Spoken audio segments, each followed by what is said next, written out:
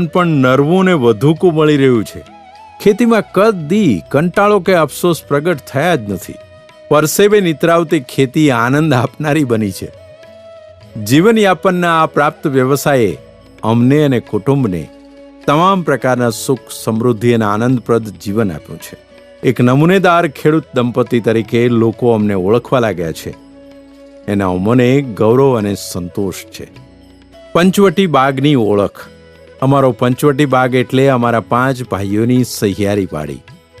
સમૂહ જીવનના અમાપ સુખ અમે સૌ ભોગવી રહ્યા છીએ. મુલાકાતીઓનું આવાગમન.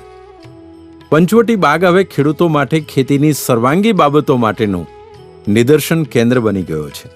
શાળા મહાશાળાના વિદ્યાર્થીઓ, સહકારી મંડળીના હોદ્દેદારો, ખેડૂત તાલીમ વર્ગના તાલીમાર્થીઓ, વોટરશેડ અને સર્વોદય યોજનાના ગામડાઓના યુવાનો તો આવે, પણ મહિલા મંડળોની તો બસો ભરીને આવે. અધિકારીગણની જીપો અને તદ્દન અજાણ્યા હોય એવા રિક્ષાઓ ભરીને આવે. કોઈ વાર તો મુલાકાતીઓની ટુકડીઓ દોઢે ચડી જાય. વાડીનું કામ ક્યારે કરવું તે સવાલ બની જાય.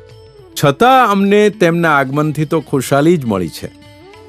કારણ કે આટલા બધા ખેડૂતો, વિદ્યાર્થીઓ, વિજ્ઞાનીઓ, તજજ્ઞો, અભ્યાસુઓ અને અનુભવીઓ વાડીમાંથી કંઈક ને કંઈક ઉપયોગી વાત સાથે લઈ જતા હોય તો તેમાં જ આપણા જીવન કાર્યનું સાર્થક્ય નથી.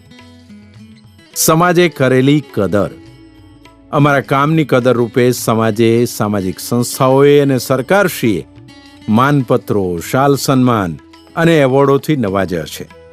સુખ વહેંચણીના પ્રયત્નો. વર્ષોના અનુભવે ખેતી કરતા અમને સારા નરસા જે કાંઈ પરિણામો મળ્યા છે તેના પરથી અન્ય ખેડૂતો ધડો લઈ શકે તે વાસ્તે સુખ વહેંચણીના પ્રયત્નો આદર્યા.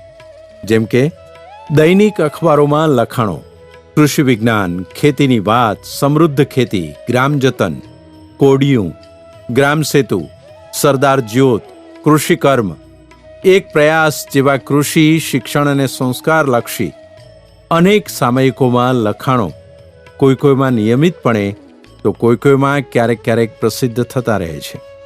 કૃષિ વિષયક પુસ્તકો, અનુભવ આધારિત લખાણોના કુલ 31 જેટલા અમારા દ્વારા લખાયેલા પુસ્તકો લોકોમાં આદર પામ્યા છે.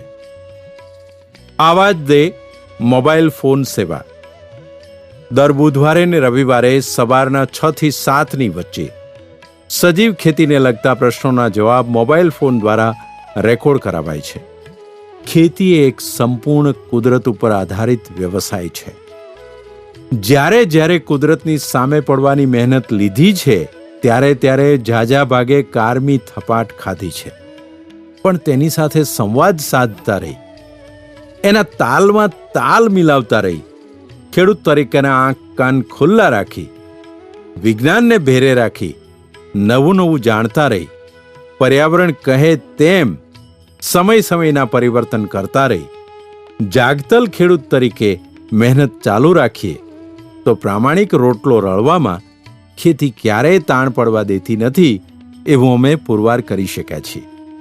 આ પ્રામાણિક અને શ્રમનિષ્ઠાના રસ્તે સુખ, સમૃદ્ધિ અને શાંતિ, સંતોષ જરૂર મળી રહેશે.